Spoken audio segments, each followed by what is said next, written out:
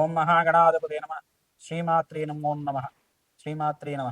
ఐం సరస్వతి నమ. శివాయ గురవే నమ. యా దేవీ సర్వభూతేషు మాతృరూపేణ సంస్థిత నమస్తస్తే నమస్తస్తే నమస్తస్తే నమో నమ. జయ గురు దత్తాత్రేయ నమ. పితృభ్యో ఋషిభ్యో మాతృభ్యో పితృభ్యో నమో నమ.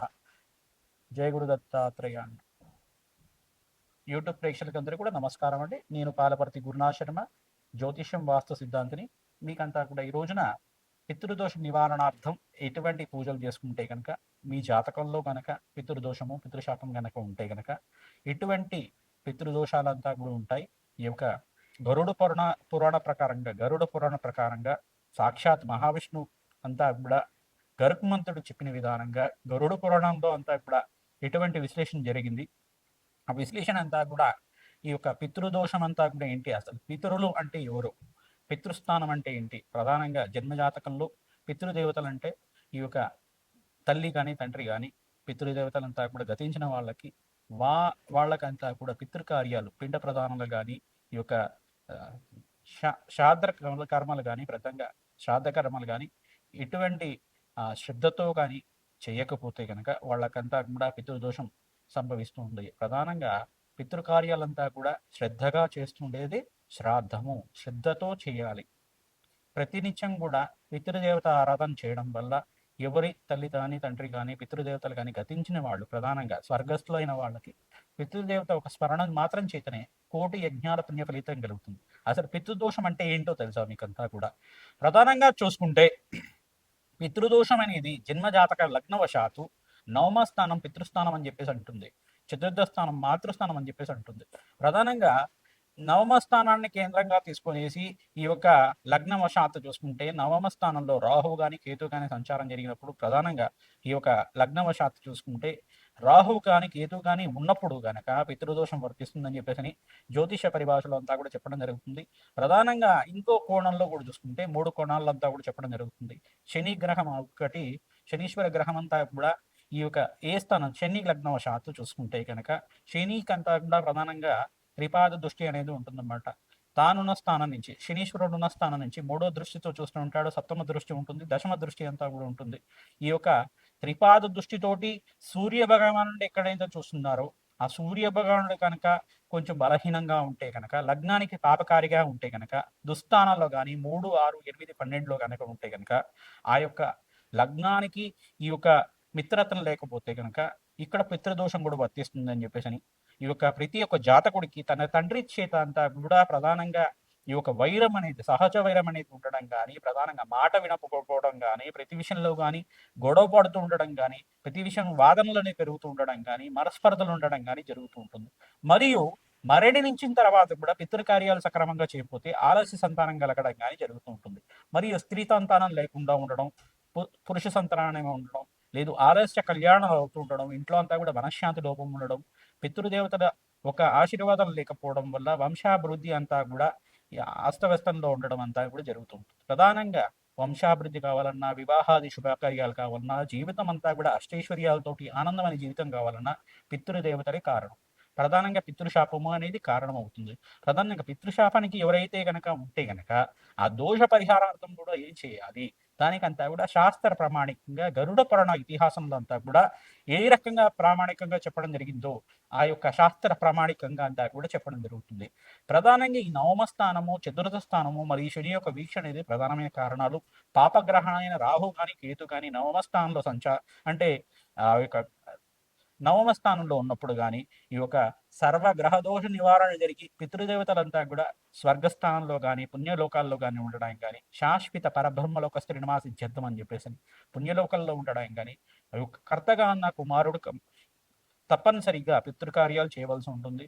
వైదిక కర్మలో అంతా కూడా వైదిక కర్మలో అంతా కూడా సపిండీకరణం అనే విధానం ఉంటుంది. పితృదేవస్థానంలో అంతా కూడా ఒక మనిషి చనిపోయిన తర్వాత ఆ యొక్క ఆత్మ అంతా కూడా యాతనా శరీరంతో ఉంటుంది. ప్రేతం అని చెప్పేసి అని పిలుస్తూ ఉంటారు. యాతనా శరీరంతో ఉండే ఆ యొక్క ఆత్మ అంతా కూడా ప్రధానంగా ఈ యొక్క సంవత్సరిక కాలం అంతా కూడా 365 రోజుల దాకా స్వర్గధామానికి అంతా కూడా పయనం చేస్తూ ఉంటుంది. 16 మాసికాలంతా కూడా పెడుతూ ఉండాలి. ప్రధానంగా 16 మాసికాలు పెడుతుండడం వల్ల వాళ్ళకంతా కూడా ఆ ప్రయాణం చేసే సమయంలో ఆకలి దప్పికలు కానీ, యాత శరీరానికి భోజనం అంతా కూడా లభించడం కానీ జరుగుతూ ఉంటుంది. ఆ దేవతా స్థానానికి వెళ్ళిన తర్వాత, పితృదేవతా స్థానానికి వెళ్ళిన తర్వాత వాళ్ళకంతా కూడా ఎప్పుడైతే కనుక ఈ మాసికాలు పెడుతూ ఉంటారో వాళ్ళ సంతతి చెందిన వాళ్ళ కుమారులు కానీ, ఎవరైతే కర్తగా ఉన్న వాళ్ళైనా కానీ, వాళ్ళు పితృదేవతలకు ప్రీతికరంగా ఈ యొక్క పితృ యజ్ఞానంతా కూడా నిర్వహిస్తూ ఉంటారు. వైదిక కర్మలు నిర్వహిస్తూ ఉంటారు. వాళ్ళకంతా కూడా గోదానం అని చెప్పేసి చేస్తుంటారు. ఆ గోదానము వృషభ సహితంగా అంతా కూడా సద్బ్రాహ్మణకంతా కూడా దక్షిణ సహితంగా అంతా కూడా చేయడం వల్ల, ఆ గోదానం అంతా కూడా చేయడం వల్ల వాళ్ళకి శాశ్వత పరబ్రహ్మలోక నివాసం కలుగుతుంది. ఎప్పుడైతే పిండ ప్రదానాలు తిలతర్పణాలంతా కూడా అర్పించడం వల్ల, తిలతర్పణాలు చేయడం వల్ల, స్వదాదేవికంతా కూడా తిలతర్పణాలు చేయడం వల్ల, ప్రధానంగా పితృదేవతలు ప్రీతికరంగా అమావాస్య రోజున సద్బ్రాహ్మడికంతా కూడా స్వయంపాక దానం చేయడం వల్ల బ్రాహ్మణానం మమ దేవానం సాక్షాత్ మహావిష్ణు స్వరూపాయ నారాయణ స్వరూపాయ అని చెప్పేసి ఉంటుంది వేదమంతా కూడా. వేద ప్రకారంగా ప్రధానంగా బ్రాహ్మణోత్తముకంతా కూడా తమ పితృదేవతలంతా కూడా స్వర్గస్థులు అవ్వాలి, శాశ్వత పరబ్రహ్మలోకంలో స్థిర నివాసంగా ఉండాలని చెప్పేసి సత్సంకల్పంతో ఆ యొక్క అమావాస్య రోజున కానీ పితృతిథి రోజున కానీ తిలతర్పణాలు పిండతర్పణాలు ఆచరించి వాళ్ళకంతా కూడా బ్రాహ్మణత్వంకంతా కూడా స్వయంపాక దానం అంతా కూడా చేయడం వల్ల, సద్బ్రాహ్మణికంతా కూడా సత్కారం చేయడం వల్ల మీ పితృదేవతలంతా కూడా శాశ్వత పరబ్రహ్మలోక నివాసంలో ఉండడానికి, పితృశాపము పితృగండం నుంచి బయటపడడానికి ఆస్కారం ఉంటుంది. ఎవరి జాతకంలో కనుక ఈ యొక్క గండ దోషాలంతా కూడా ఉంటే కనుక ఆ దోష నివారణం అంతా కూడా గరుడ పురాణ ప్రకారంగా ఒకానొక సందర్భంలో అంతా కూడా గరుడ పురాణం ఎట్టు జరిగింది ప్రధానంగా చూసుకుంటే, ఈ యొక్క వైకుంఠంలో అంతా కూడా గరుత్మంతుడు అంతా కూడా సమావేశం ఏర్పాటు చేసుకున్నప్పుడు మహావిష్ణువుతోటి అంతా కూడా అడిగినారట, నారాయణ మహాదే జనార్దన నాకంతా కూడా సందేహం కలిగింది. జనార్దన ఇప్పుడంతా కూడా ప్రధానంగా వాసుదేవ నాకంతా కూడా నారాయణ నాకు ఈ యొక్క పితృదోషం అంటే ఏంటి? పితృదేవతలకంతా కూడా రౌరవతి నరక బాధలు ఉంటాయా? లేదు స్వర్గధామానికి వెళ్తారా? వాళ్ళకంతా కూడా ఈ వైతరిని నది తీరాన్ని దాటడానికి ఎటువంటి ఆ యొక్క పుత్రుడంతా కూడా ఎటువంటి కర్మలు ఆచరించాలి? వైదిక కర్మలంతా కూడా ఆచరించాలి. వాళ్ళకంతా కూడా ఏ వర్ణాల వాళ్ళకి ఏమంతా కూడా ఉంది? ఆ యొక్క ఇతిహాసం అంతా కూడా చెప్పాలని చెప్పేసి అడిగారట. ఒక వాళ్ళ సందేహాలంతా కూడా వివరించి చేయాలని చెప్పేసి గరుత్మంతుడు వారు ఈ యొక్క మహావిష్ణువు అంతా కూడా అడిగిన తర్వాత మహావిష్ణువు అంతా కూడా చెప్తున్నాడట, ఓ గరుడ, ఈ యొక్క గరుడ పురాణ ప్రకారంగా ఈ యొక్క ప్రధానంగా 30 రకాల రౌరవ నరక బాధలు ఉంటాయట. నరక బాధల నుంచి బయటపడాలంటే ప్రతినిత్యం కూడా దైవ స్మరణ చేస్తూ ఉండాలి. నారాయణ స్మరణ మాత్రం చేత స్వర్గధామానికి అంతా కూడా చేరుతారు. వైతరి నది నుంచి బయటపడతారు. ప్రధానంగా చూసుకుంటే గోదానము, హిరణ్య దానము, షోడశ దానం అంతా కూడా దశవిధ దానాలంతా కూడా చేస్తూ ఉంటారు. ఆ హిరణ్య దానము, గూఢదానం అని చెప్పేసి చేస్తూ ఉంటారు. భూదానం అని చెప్పేసి చేస్తూ ఉంటారు. లవణ దానము, తిలదానం అని చెప్పేసి చేస్తుంటారు. రజిత దానం అని చెప్పేసి చేస్తుంటారు. ఈ యొక్క దానాలంతా కూడా ఆచరించడం వల్ల ఈ యొక్క పితృస్థానంలో కూర్చోబెట్టి ఈ యొక్క పితృస్థానంలో కానీ బ్రహ్మస్థానంలో కానీ ఈ యొక్క విష్ణు స్థానంలో కానీ సర్కార గ్రహదోష నివారణ జరగడానికి వాళ్ళకంతా కూడా పితృదేవతలకంతా కూడా శాంతించే విధంగా స్వయంపాక దానం కానీ బ్రాహ్మణోత్తమకంతా కూడా వైదిక కర్మలు బ్రాహ్మణ కర్మలు అంతా కూడా బ్రాహ్మణోత్తమకంతా కూడా భోజనం అంతా కూడా పెట్టడం వల్ల పితృదేవతా స్వరూపంగా వాళ్ళంతా కూడా భావించి దేవతా స్వరూపంగా మహావిష్ణు స్వరూపంగా భావించి వాళ్ళ ఆశీర్వాదం తీసుకోవడం వల్ల శాశ్వత మోక్షసిద్ధి కలుగుతుంది. ప్రతినిత్యం కూడా వాళ్ళు పితృదేవతా స్మరణం చేసుకుంటూ ఉండాలి. అమావాస్య రోజున తప్పనిసరిగా పితృదేవతలు ప్రీతికరంగా తిలతర్పణలు ఆచరించడం కానీ, ప్రతినిత్యం కూడా ప్రతి యజ్ఞంలో ఉండడం కానీ, సంవత్సరిక కాలంలో అంతా కూడా సంవత్సర సూతకం అంతా కూడా పాటించడం కానీ జరుగుతూ ఉంటుంది. ఈ యొక్క కాలంలో అంతా కూడా ఎవరైతే కర్తగా ఉన్నారో ఈ యొక్క నిర్దిష్టమైన కర్మలంతా కూడా ఆచరించడం వల్ల పితృదేవతలు శాంతించి వాళ్ళ యొక్క పూర్వీకులంతా కూడా శాశ్వత పరబ్రహ్మకులు ఉండడం కానీ జరుగుతూ ఉంటుంది. ప్రధానంగా చూసుకుంటే మీ తండ్రి పితృకర్మాలు చేశారా లేదా, వాళ్ళ తండ్రి పితృకర్మాలు చేశారంటే 4 తరాల దాకా చూసుకోవాల్సి ఉంటుంది.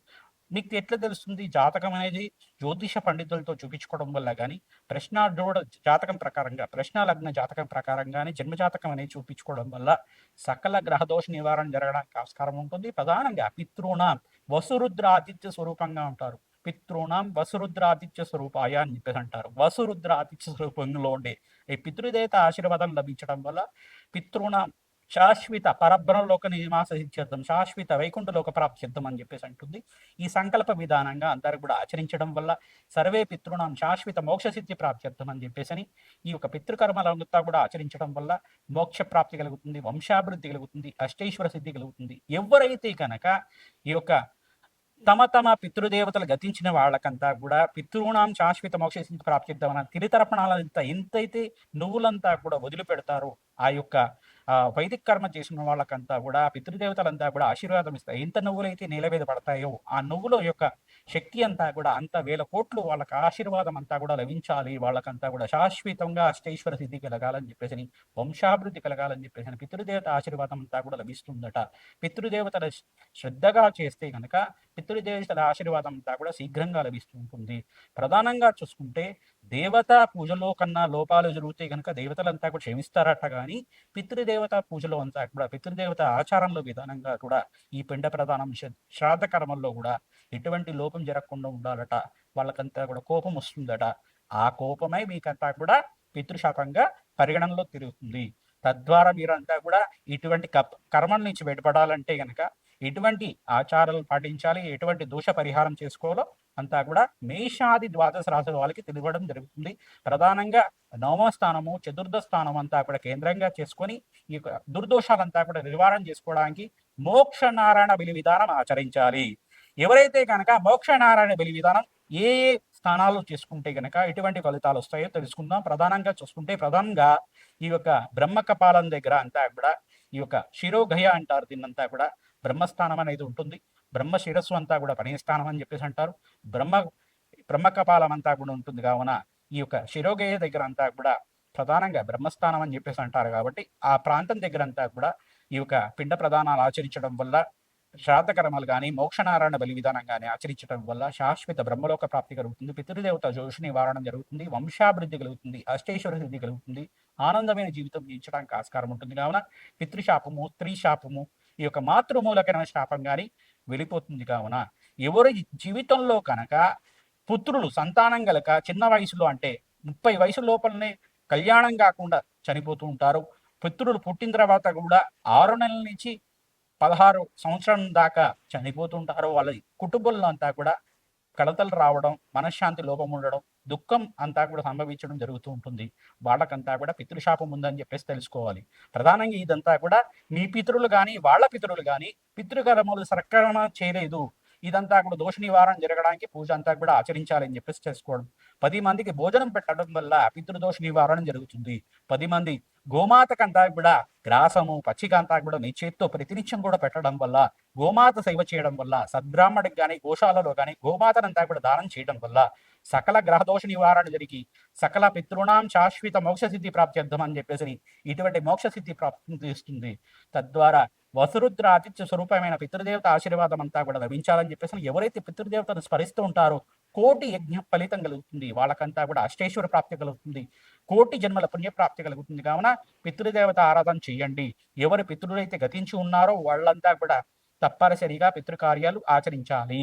తద్వారా మీకంతా కూడా అష్టైశ్వర ప్రాప్తి కలుగుతుంది. పితృదేశ ఆశీర్వాదం వల్ల వంశాభివృద్ధి కలుగుతుంది. మేషాది ద్వాదశ రాశుల వాళ్ళు ఎటువంటి పరిహారం చేసుకోవాలో పితృదోష నివారణ అర్థం అంతా కూడా తెలుసుకుందాం. కర్కాటక రాశి, కర్కాటక లగ్న జాతకులు ప్రధానంగా చూసుకుంటే మీ జన్మ జాతకంలో చూసుకుని లగ్నవశాత్తు మీరంతా కూడా నవమ స్థానాన్ని, చతుర్థ స్థానాన్ని ప్రధానంగా చూసుకోవాలి. ఆ యొక్క పితృదోషం ఉందా లేదా, శని యొక్క వీక్షణ అంతా కూడా సూర్య భగవానుడి మీద ఉందా లేదా, ప్రధానంగా నవమంలో కనుక రాహు కానీ కేతు కానీ ఉంటే కనుక సకల గ్రహదోష నివారణ జరగాలి. మీ జన్మజాతకంలో పితృదేవతలు గతించి ఉంటే గనక మీ పితృదేవతలకు ప్రీతికరంగా వసురుద్ర ఆతిథ్య స్వరూపం లేదు, మీ నాన్నగారు కానీ తండ్రి కానీ ఉంటే గనక ఈ యొక్క పితృదేవతలు తల్లి తండ్రి ఉండేవాళ్ళు ఎవరి పితృదేవతలు అయితే కనుక గతించున్నారో, మీ తాతగారు కానీ ముత్తాత కానీ గతించున్న వాళ్ళు ప్రధానంగా చూసుకుంటే పితృదేవతలు లేని వాళ్ళు మాత్రమే ఈ యొక్క పితృకర్మలు చేయడానికి అర్హత ఉంటుంది. తల్లి తండ్రి ఉండేవాళ్ళు పితృకర్మలు చేయడానికి అర్హత ఉండదు. ప్రధానంగా ఎవరి పితృదేవతలు అయితే గతించున్నారో, పుణ్యలోకాల్లో ఉన్నారో వాళ్ళకంతా కూడా మనశ్శాంతి కలిగే విధంగా శ్రాద్ధ కర్మలు శ్రద్ధగా చెయ్యాలి. అలా చేయకపోతే పితృ దోషం అనేది ఏర్పడుతుంది. జన్మజాతకంలో దోషం ఉందా లేదా అని జ్యోతిష పండితులతో చూపించుకుంటే మాత్రం తెలుస్తుంది. 4 తరాల దాకా ఈ యొక్క పితృదేవతల ఆరాధన ఖచ్చితంగా చేశారా లేదా, ఈ యొక్క పితృదేవతలకి శ్రాద్ధ కర్మలు ఖచ్చితంగా చేశారా లేదా, ఆ వంశం ఏ రకంగా అభివృద్ధి పదంలో ఉంది, వాళ్ళకి ఏమన్నా దోషాలు కలిగాయా, వాళ్ళ పుత్రులు కానీ వాళ్ళ కొడుకులు కానీ మనవాళ్ళు కానీ ఎవరైనా కానీ అనుకోకుండా అనారోగ్యంతో చనిపోయారా, లేదు అనారోగ్య ఇబ్బందులతో పడుతున్నారా, లేదు చిన్న వయసులోనే అకాల మరణం సంభవించిందా, లేదు మీ తండ్రి కానీ మీ యొక్క తాతగారు కానీ చిన్న వయసులోనే చనిపోయారా, లేదు మీకు మనశ్శాంతి లోపం ఉంటుందా, ఆర్థిక ఇబ్బందులు ఉన్నాయా, లేదు మీకంతా కూడా అకాల కష్టాలు సంభవిస్తున్నాయా, దీర్ఘకాలిక అనారోగ్యంతో ఇబ్బంది పడుతున్నారా? ఇవన్నీ కూడా కారణమవుతాయి. ఈ యొక్క ప్రధానంగా కర్కాటక రాశి వాళ్ళు మీకంతా కూడా మనశ్శాంతమైన జీవితం కలగాలంటే ఎవరి పితృదేవతలైతే గతించున్నారో వాళ్ళకంతా కూడా శ్రాద్ధ కర్మలు ఖచ్చితంగా ఆచరించాలి. వైదిక కర్మల ప్రకారంగా ఈ యొక్క పిండ ప్రదానం ఆచరించడం, వాళ్ళకంతా కూడా తిలతర్పణాలు, తిలాది హోమాలు చేయడం వల్ల, తిలహోమం పురుష సూక్త విధానంగా చేయడం వల్ల, మోక్ష నారాయణ బలి విధానం అంతా కూడా తంత్ర ప్రకారంగా ఈ యొక్క గరుడ పురాణం ప్రకారంగా అంతా కూడా ఈ యొక్క శాస్త్ర ప్రామాణికంగా ఉండేదే చెప్తున్నాం కావున, శాస్త్ర ప్రమాణంగా ఈ యొక్క గరుడ పురాణం ప్రకారంగా అంతా కూడా ఉంది కావున, ఈ యొక్క దోష నివారణార్థం అంతా కూడా మోక్ష నారాయణ బలి విధానం గోకర్ణంలో కానీ, పిఠాపురం దగ్గర పాతగయ్య దగ్గర కానీ, ఈ యొక్క బీహార్ అనే ప్రాంతం దగ్గర విష్ణుపాదం అనే ప్రాంతం దగ్గర పుణ్యక్షేత్రంలో కానీ, మహావిష్ణు ఈ యొక్క పాదం దగ్గర అయినా కానీ, ఈ యొక్క ఆ త్రివేణి సంగమం ఉండే దగ్గర, ప్రధానంగా త్రివేణి సంగమం ఉండే దగ్గర మీరంతా కూడా ఈ యొక్క పితృకర్మలంతా కూడా చేసుకోవడం మంచిగా ఉంటుంది. తద్వారా మీకంతా కూడా మంచి ఫలితాలు రావడానికి, పితృదేవత ఆశీర్వాదం లభించడానికి ఈ యొక్క శిరోగయ దగ్గర, ఎక్కడైతే బ్రహ్మకపాలం అనే శిరోగయ ఉందో బ్రహ్మకపాలం దగ్గరంతా కూడా, బ్రహ్మస్థానం దగ్గరంతా కూడా పిండ ప్రదానం ఆచరించడం వల్ల కోటి యజ్ఞాల పుణ్య ఫలితం లభిస్తుంది. అష్టైశ్వర్య సిద్ధి కలుగుతుంది, వ్యాపార అభివృద్ధి కలుగుతుంది, కష్టాల నుంచి బయటపడతారు, అకాల కష్టాల నుంచి బయటపడతారు. ప్రతినిత్యం కూడా పితృదేవతల ప్రీతికరంగా ఈ యొక్క శ్రాద్ధ కర్మలు చేసుకోవడం వల్ల అష్టైశ్వర్య యోగం కలుగుతుంది. వాళ్ళ తిథి ఎప్పుడైతే వచ్చిందో తిథి ప్రకారంగా చెయ్యాలి. తిథి ప్రామాణికంగా చూసుకొని తిథి ప్రకారంగా ఆచరించడం వల్ల వాళ్ళకంతా కూడా అష్టైశ్వర్య యోగం కలుగుతుంది. ఈ యొక్క అపరాహ్న కాలంలో చేసుకోవడం వల్ల కూడా పితృదేవతల ఆశీర్వాదం అంతా కూడా లభిస్తుంది. కావున ఈ పితృదేవతల ఆధారం చేయండి. పితృదేవత ఆశీర్వాదం అంతా కూడా లభించి సత్సంతానం లభిస్తుంది. సకాలంలో వివాహాది శుభకార్యాలు అవుతాయి, వంశాభివృద్ధి కలుగుతుంది, అష్టైశ్వర్య యోగం కలుగుతుంది, ఆనందమైన జీవితం జీవించడానికి ఆస్కారం ఉంటుంది. పితృదేవతలంతా కూడా శాశ్వత పరబ్రహ్మలోకంలో స్థిర నివాసం ఉండడానికి ఆస్కారం ఉంటుంది. కావున ఈ పితృదోష నివారణార్థం మోక్ష నారాయణ బలి విధానం చేయండి.